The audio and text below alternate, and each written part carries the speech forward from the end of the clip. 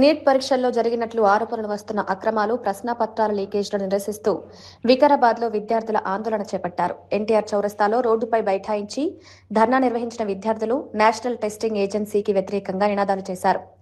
Scrap NTA, education minister must resign అని రాసి ఉన్న ప్లకార్డులను ప్రదర్శిస్తూ పరీక్షల నిర్వహణలో పారదర్శకత ఉండాలని డిమాండ్ చేశారు. నీట్ పరీక్షల్లో జరిగిన అక్రమాలపై సమగ్ర విచారణ జరిపి బాధ్యులపై కఠిన చర్యలు తీసుకోవాలని ప్రభుత్వాన్ని కోరారు.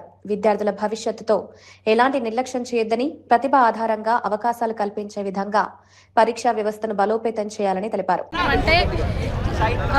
నీట్ 20 జూలైలో 2026కి ఏదైతే నీట్ రాసి పేపర్ లీక్ అయ్యి మళ్ళీ రద్దయిన పిల్లలు ఉన్నారు. వాళ్ళు చాలా కష్టం ఉంటుంది దీని వెనకాల.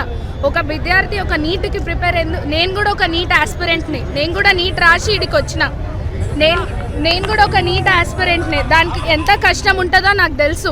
పొద్దుగాల లేచినప్పటి నుంచి పండుకునే వరకు చదువుకునే పిల్లలు వీళ్ళు. పొద్దుగాల లేచినప్పటి నుంచి పండుకునే వరకు చదువుకునే పిల్లలు పైసలు కూడా పెట్టి పేరెంట్స్ కష్టపడి పొద్దున రాత్రి చదివిస్తాడు. చిన్న ఖర్చులు అయితే కావు ఇవి. ఎందుకంటే లక్షలు పోసి ఎన్నో ఏళ్ళ సంవత్సరాల నుంచి చదువుకొని ఈ పిల్లలు రాస్తారు ఒక exam.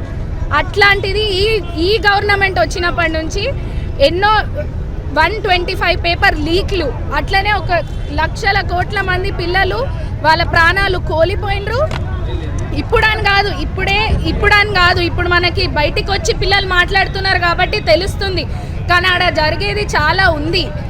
First time non violent అహింస వేళ పిల్లలు వచ్చి బయట మాట్లాడుతున్నప్పుడు వీళ్ళు ఇది చేయడం ఒక అత్యాచారం. వాళ్ళ నిజాలు బయటపడుతున్నాయని ఏదైతే నీట్గా ప్రొటెస్ట్ చేస్తున్నా, ఎంత రక్తం రగిరిపోతున్నా వాళ్ళు కామ్గా ప్రొటెస్ట్ చేసుకుంటున్నప్పుడు వైలెంట్గా తయారు చేసింది ఈ ప్రభుత్వం, మోదీ సర్కార్ ప్రభుత్వం. అట్లాంటి ప్రభుత్వం ఇప్పుడు ఎవరైతే పిల్లలు చచ్చిపోయినారో వాళ్ళకి నష్టపరిహారం సారీ చెప్పాలి. అట్లనే ఉన్న ఎడ్యుకేషన్ మినిస్టర్ కూడా ఇమ్మీడియట్గా రిజైన్ చేయాలి. ఇవి చేస్తేనే రేపు ఫ్యూచర్ ఆఫ్ ఇండియా మారుతుంది.